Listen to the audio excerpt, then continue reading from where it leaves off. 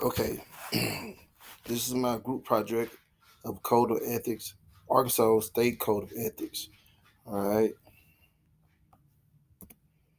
today's discussion the Code of Ethics for Arkansas educators. Educators are to be held to a higher standards than other individuals, whether you are a certified or classified employee. That standards are meant for you. No matter if you a bus driver or parapro, all these standards that's that's off for Arkansas are meant for everyone. Okay, this is a short video, and basically what happened was a teacher went out with her friends one night for a drink, and she ended up seeing some of her former students, not former students, some of her current students. And as Standard 1 states, a teacher must maintain a professional relationship with students in and out of the classroom. In this video, I would have stopped drinking and enjoyed the rest of the evening, eating and hanging out with the friends. Uh, I would not want anything unethical to happen. So when she saw her current students, she basically froze, and the video ended. But in the scenario, I would basically stop drinking, enjoy the rest of eating with my friends, family, whoever she was out with, and because you never know what could happen, she could have been drinking, and friends could have posted a picture on social media. Then she blasted, or she may have been drinking too much and said something or did something in front of her students that would put her got her in some trouble. But as Standard One states, we should be professional in and out of the classroom. And going right to it, Standard One, an educator maintains a professional relationship with each student, both in or outside the classroom. That's building a relationship with your students, being consistent with your students, showing that you care about them.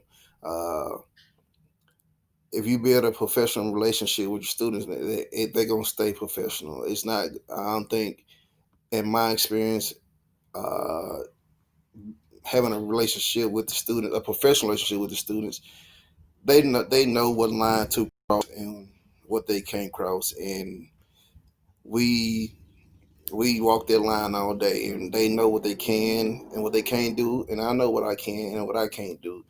But just being consistent with each student. So if my best student gets in trouble, and then my worst student does the same thing, he should get in trouble. My best student should get in trouble also. So it can't be I like this student more than the other student, so they can't they can't get in trouble. No, being consistent. Make sure that the kids show. I mean, make sure you show that you care about the kids. Standard two, an educator maintain competency regardless his or her professional practice. Professional and ethical behavior, skill, knowledge, disposable, and responsible relating to his or her organizational purpose, position. Goodness gracious. An effective educator must be flexible, dependable, believe in students, organized, and fair. I truly believe an effective educator has to believe in the students. I don't think uh, if you don't believe in your students, I don't think the students will actually do or engage what you're trying to teach them. But okay, standard three, an educator honestly fulfills reported obligation associated with a professional practice. As an educator, this can include failure to report to the DHS, falsifying grades, mishandling school funds, playing ineligible student in sports event. We all know we gotta be honest. I'm a coach, and I know that if a player is ineligible, I can't play him because if I try to play that player that one game, he can end up hurting the rest of the team for the rest of the season. So I know that I have to be honest with myself, and I know that that player cannot play. Falsifying grades. You say if you have with your best athletes, yeah, I don't want a teacher falsifying grades so that he can play. I mean, it's just not ethical to do. So going to standard four, an educator entrusts with public funds and property, including school sponsored activity funds, honors, and trusts with honest, responsible student. Okay, mishandling school funds once again, damaging and inappropriate use of school technology. If a if the teacher cannot be trusted or counted on, how can the teacher request the same out of the student? So if if a teacher isn't doing what he's supposed to do, how can he request that from a student when that person ain't doing what you're supposed to do? That's like I always call it practice what you preach.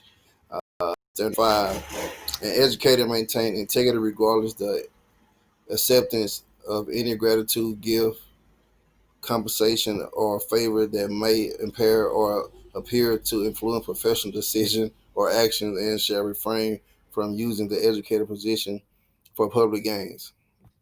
As an educator, integrity is held to very high standard.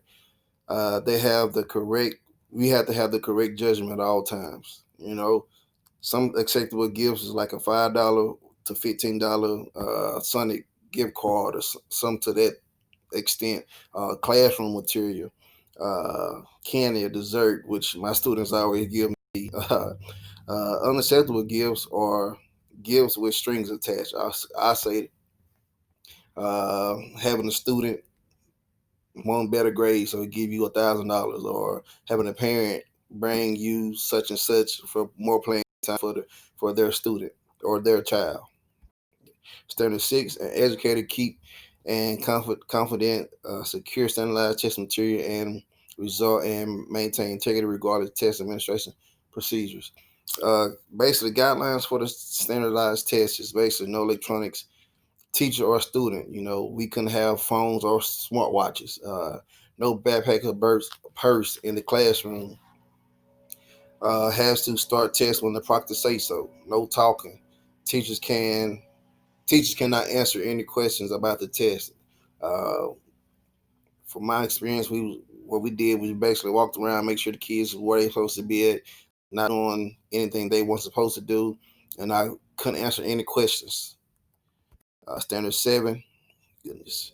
An educator maintains the confidential of information about students and colleagues attaining the course of the educator professional service that is under the protected under state law of regulations, federal law of regulations, or the written policies and educator school district unless disclosed service as professional purpose as allowed or required by the law of regulations. Basically, when talking about a student, the teacher must make sure that the person they are talking is actually a person who has the right to know about the student.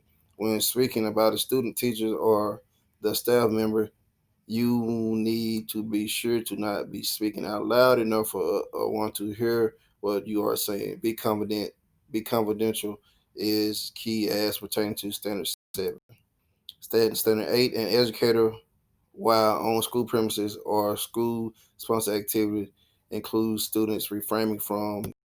Basically, as an educator, you must hold yourself to high standards. You have to make the right judgment, meaning being professional while not in the classroom. Basically, going back to the video that we watched, you have to be professional at school events, field trips, basically anything that has to do with school. You are representing. You can't be out drunk with uh, with your students on the field trip. You can't be out drunk and you have your football or whatever sport team.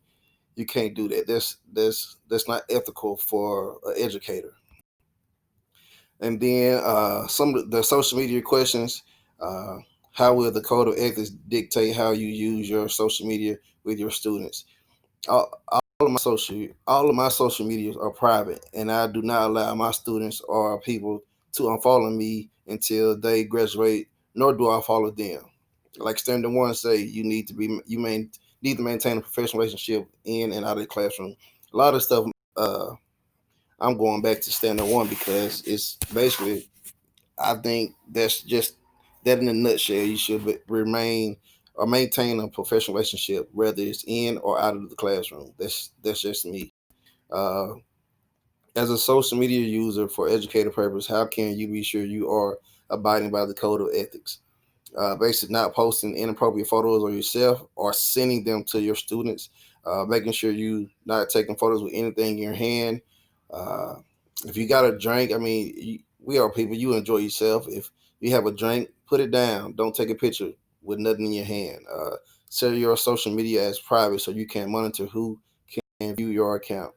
This is when I became a teacher. That's what I did. I went back and set all my accounts to private, so I don't have any students following me. I got it right now. I can pull up my Instagram, and I have about 200 students trying to follow me, and they're just sitting in there until they graduate or until I let them follow what I do.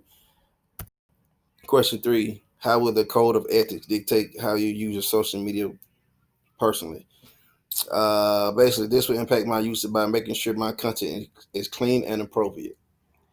Obviously, just got to make sure you're holding yourself to a high standard.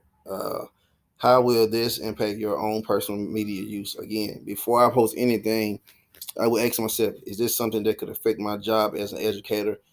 And just be careful what you're posting. All right. This is my Kahoot link. If